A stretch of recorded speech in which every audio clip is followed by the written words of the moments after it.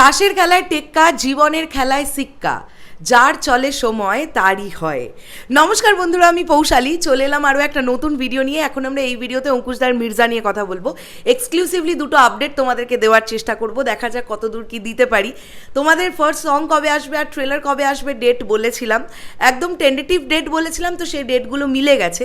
আরেকবার মনে করিয়ে দিই, যারা আমার ভিডিওটা দেখোনি তারা প্রিভিয়াস ভিডিওটা চেক করে নিতে পারো। আমি বলেছিলাম যে 15 থেকে 18 তারিখের মধ্যে প্রথম গান আসবে এবং 28শে মার্চ থেকে 2 এপ্রিলের মধ্যে অফিসিয়াল ট্রেলার আসবে।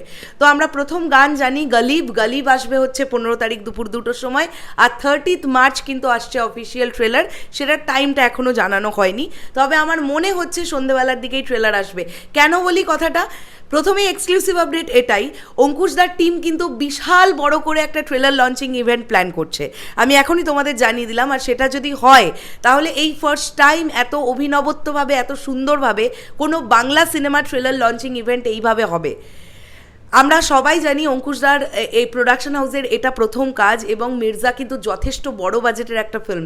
একদমই ভাবার কিছু নেই যে মির্জা 1.5-2 কোটি টাকার ফিল্ম, এটা অবশ্যই বিগ বাজেটের ফিল্ম। তো সেখান থেকে দাঁড়িয়ে প্রত্যেকটা ইভেন্ট ক্রিয়েট করতে গেলে একটা যথেষ্ট পরিমাণ টাকার অঙ্ক খরচ হয়। তো দেখা যাক টিম কতটা কি করে উঠতে পারে, বাট যেভাবে তারা ভেবেছেন, আমি যতটুকু যা জানি সেটা যদি করে উঠতে পারেন অঙ্কুশদা বা তার টিম, সেটা কিন্তু একটা দারুণ বিষয় হবে।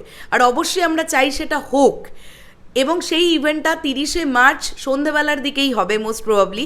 তাই জন্যই তোমাদেরকে আমি বললাম যে ট্রেলার কিন্তু মোটামুটি দুপুর থেকে বিকেলের টাইমটাতে আসার পসিবিলিটিস বেশি। একদম সকাল 10টা বা 10:30টায় ট্রেলার চলে আসবে এমনটা হয়তো হবে না, আমি শিওর নই। আবার দেখা গেল চলে এলো, তবে ওই দুপুর থেকে বিকেলের মধ্যে আসার চান্সটাই কিন্তু বেশি। আর আমরা দেখছি অঙ্কুশদা কিন্তু বারবারই হাটকে টাইম চুজ করছেন। যদি আমরা অ্যানাউন্সমেন্ট ভিডিওটার কথা দেখি তাহলে আমরা মহালয়ার দিন ভোর 5টার সময় পেয়েছিলাম। যদি আমরা টিজারটার কথা দেখি তাহলে আমরা রাত্রি 12টার সময় পেয়েছিলাম। তো রাত্রি 12টা কিছুক্ষণ আগে দিয়ে দেওয়া হয়েছিল, 11:30 পৌনে 12টার দিকে।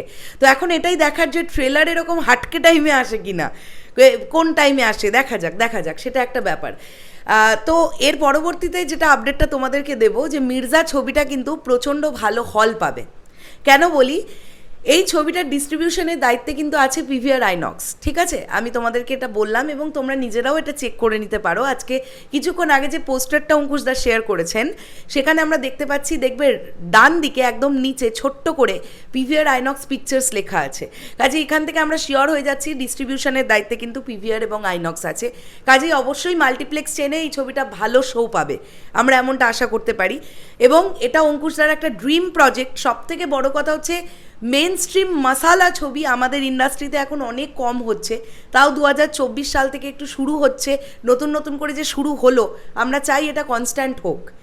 আর এর সাথে সাথেই তোমাদেরকে বলে দিই যে 15 তারিখ সন্ধ্যে 7টার দিকে কিন্তু আমাদের ইন্টারভিউটা চলে আসবে, যেটা অঙ্কুশদার সঙ্গে আমরা স্পেশাল একটা ইন্টারভিউ সেশন করেছি মির্জা নিয়ে।